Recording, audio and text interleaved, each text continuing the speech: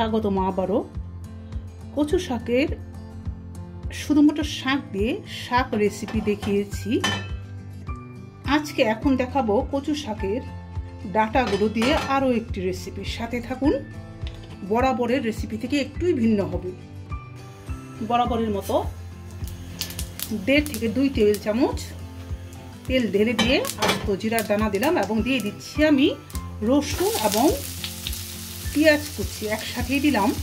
আমি রসুন কুচি দিলাম, আস্ত রসুন দিলাম এবং আরও অনেক 2 টেবিল চামচ বাটা রসুনও দেবো, কারণ কচু শাকে রসুন বেশি লাগে, তা না হলে গলায় ঘুরতে পারে।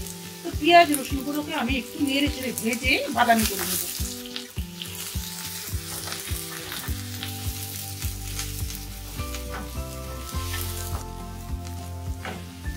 পেঁয়াজগুলো যখন একটু নরম হয়ে আসলো, তাতে আমি দিয়ে দিচ্ছি 2 টেবিল চামচ রসুন এবং 1 টেবিল চামচ আদা। আপনারা চাইলে পরিমাণে আরো বেশি দিতে পারেন।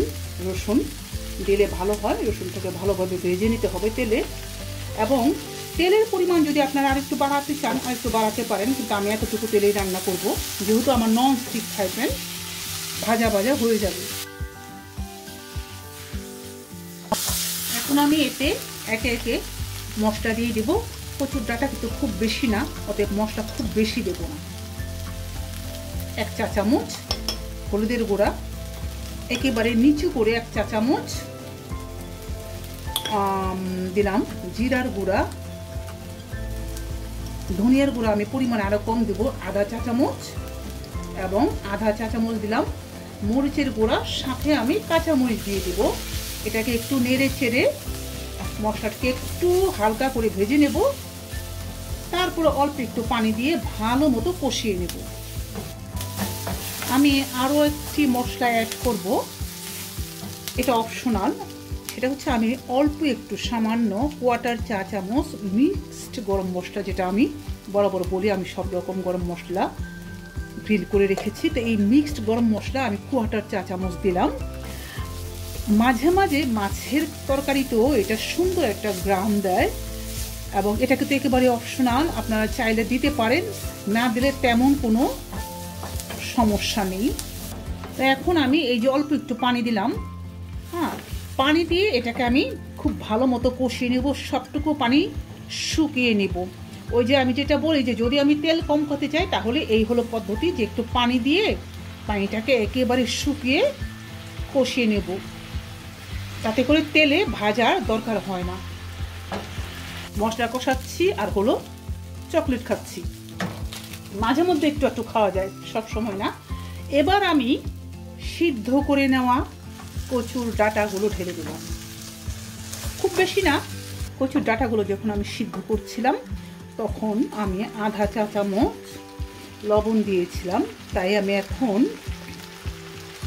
1 চামচ, মাত্র 1 ছোট চা চামচ লবণ দিলাম, বেশি না, কেননা পরবর্তীতে আমি দেখে নিতে পারবো, বেশি হলে তো সমস্যা, কমানো যাবে না। আর সেই সাথে দিয়ে দিচ্ছি আমি 2 কাঁচামরিচ ভেঙে দিলাম।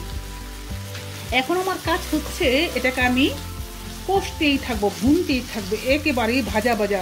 হ্যাঁ, ভাজা ভাজা হওয়ার পরেও কিন্তু শেষ না, আরও কিছু যোগ করব, সংযোজন আছে, ওটাই হচ্ছে আসল রেসিপি। দেখতে থাকুন। 2 তেজপাতা দিয়ে দিই, সুন্দর একটা গ্রাম দিবি। এই তেজপাতা আপনারা শুরুতেও কিন্তু দিয়ে দিতে পারেন। আমি তেজপাতা 2 পরে দিলাম, কারণ গ্রানটা থেকে যাবে, আমার ভালো লাগে। তো দেখুন, কচুর ডাঁটা বা কচু শাক একদম শুকনো ভাজা ভাজা হয়ে গেছে।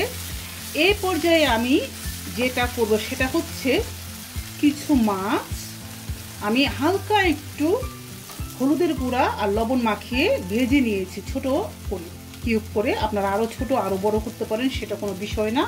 তো এটা আমি সাথে দিয়ে দিচ্ছি এবং দিয়ে এটাকে আমি নেড়ে চেড়ে ভাজতে থাকবো। বাট মাছগুলো কিন্তু আমি ভাঙবো না, আপনারা সাবধানে নাড়াচাড়া করবেন, মাছ যাতে না ভাঙে। এটা কিন্তু একটা মডিফাইড রেসিপি। আমরা রেসিপি তৈরি করতে পারি অথবা মডিফাই করতে পারি, আমরা ডিজাইন তৈরি করতে পারি অথবা মডিফাই করতে পারি। আমাদের দেশে নবাবগঞ্জের একটা রেসিপি আছে, যেটা হচ্ছে বেগুন দিয়ে বোয়াল মাছ অথবা রুই মাছের ভাজা কারি।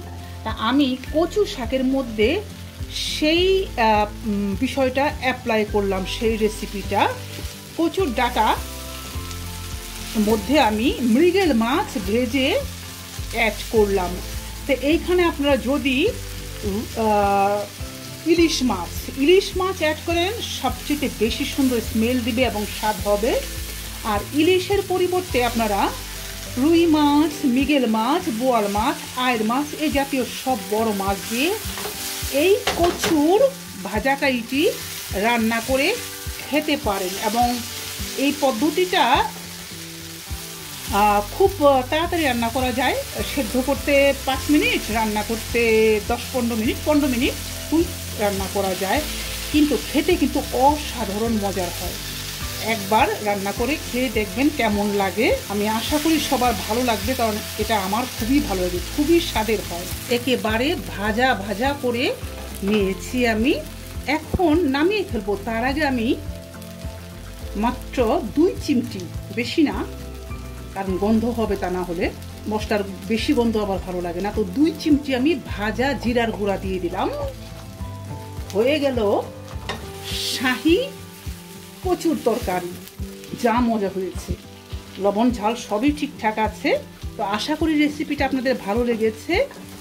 ট্রাই করে দেখবেন রেসিপিটা, এবং যদি ভালো লাগে কমেন্ট বক্সে কমেন্ট করবেন। কিন্তু সবাই ভালো থাকুন, সুস্থ থাকুন।